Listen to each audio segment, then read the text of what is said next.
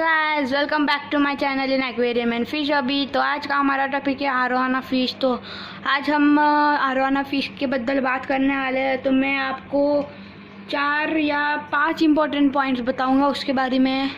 तो चलिए हमारे वीडियो शुरू करते हैं।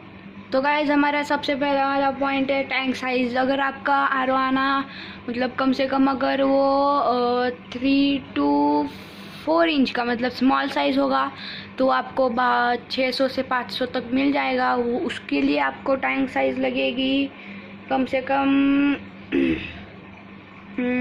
कम आपको लगेगी 3 से 4 फुट बड़े टैंक लगेगी। ओके ना, मतलब 3 से 4 इंच आरोवाना के लिए आपको 3 से 4 फुट टैंक लगेगी। अगर आपका आरोवाना बड़ा होगा मतलब कम से कम 1.5 फीट या 1 फीट सिल्वर आरोवाना आपका, तो आपको लगेगा कम से कम मतलब 8 to 9 फीट टैंक लगेगा आपको। समझ रहे हो ना, मतलब वो उसको बड़ी जगह लगती है ना, समझ रहे हो। और वो एक जंपर भी है गाइस, ठीक है ना। मतलब वो जब वाइल्ड में रहता था पेड़ पर जो मतलब ये रहती थी कीड़े मकोड़े जो रहते था वो उसे जंप करके खा लेता था, समझ रहे हो। मतलब वो एक जंपर है एक टाइप का, ठीक है ना। इसीलिए आप जब भी वो टैंक लो ना उसके ऊपर अभी ये जो आप ये देख पा रहे हो, क्या बोलते इसे, छत, मराठी में छत बोलते हैं हम, ओके ना, छत। तो वो बहुत हेवी रहनी चाहिए आपकी। अगर 3 to 4 इंच की होगी ना तो कुछ प्रॉब्लम नहीं है, ओके। मतलब वो ज़्यादा जंप करेगी पर वो तभी भी आपको कम से कम मतलब 1 फीट की होगी ना तो आपका ऊपर का जो टॉप हो रहेगा ना वो कम से कम आपको मतलब कितने तक 5 to 6 kg का रहना चाहिए, समझ रहे हो। 5 to 6 kg का रहेगा ना तभी भी वो थोड़ा सा 1-2 इंच जब वो जंप करेगी ना ऊपर आएगा ही आएगा, ठीक है ना। क्योंकि वो ना बहुत पावरफुल रहती है, उसका हेड जो रहता है ना ये शार्क के जैसा ही है, ठीक है ना। अभी बढ़ते हैं हमारे सेकंड पॉइंट पर, टैंक मेट्स। तो इससे मतलब वो एक मॉन्स्टर फिश टाइप है, तो आप उसके साथ मॉन्स्टर फिश ही रख सकते हो। अगर ऐसे रख दिया कि वो उसके साथ गोल्डी डाल दूँ, गोल्डी डाल दूँ, कोई डाल दूँ, ऑस्कर डाल दूँ, और ऑस्कर तो रह जाएगा ना। पर ये जो नॉन मॉन्स्टर फिश रहते हैं ना गाइस वो उसे खा लेगा। अगर वो उसके मुंह में बैठ रहेगा ना तो वो उसे खा लेगी, ठीक है ना। अगर अभी आपका 3 to 4 इंच का है, ठीक है, 3 to 4 या 5 to 6 इंच की आरोवाना होगी, वो कम से कम मतलब एक बेबी गोल्डी को खा सकती है। बड़ी होगी ना तो मतलब उसके मुंह में जितने अगर वो मछली बैठ सकती है ना तो वो उसे पक्का खाएगी। मेरा एक दोस्त का किस्सा आपको बताता हूँ। उसने एक आरोवाना लाई थी, एक गोल्डी लाई थी, ठीक है, 4 गोल्डी लाए थे वो। मतलब उसने बड़े ज़्यादा थोड़े से बड़े लाए थे जिससे उसके मुंह में नहीं बैठेंगे। अभी गोल्डी की तो मतलब उसका उस टाइम 4 फीट का टैंक था ना, ज़्यादा बड़ी भी नहीं थी।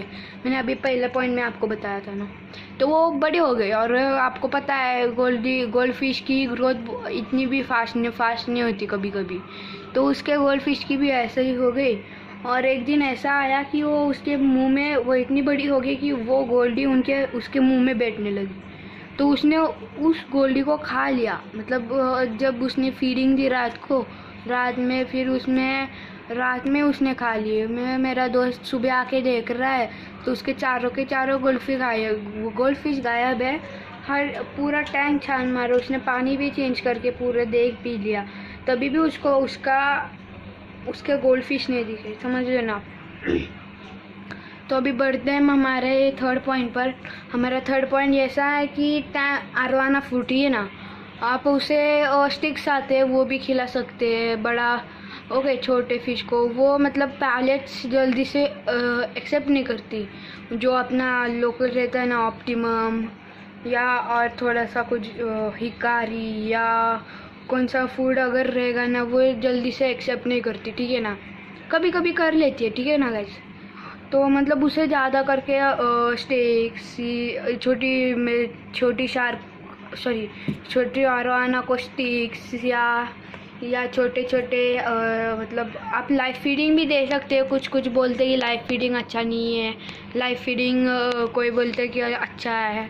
ऐसा कुछ नहीं है गाइस, वो अच्छा भी रह सकता है या बुरा भी, वो आपके मछलियों पर डिपेंड करता है जो आपको आप उसका खाना देते। लो क्वालिटी का होगा और गाइस उस लो क्वालिटी का होगा तो उससे अगर बीमारी होगी, डिजीज़ होगा, कोई कुछ डिजीज़ होगा, ठीक है ना, डिजीज़ होगा तो अगर वो खाएगी तो वो भी बीमार पड़ जाएगी। ठीक है, समझ रहे हो आप, वो भी बीमार पड़ जाएगी, फिर आपकी मछली बीमार पड़ जाएगी, वो मर भी सकती है।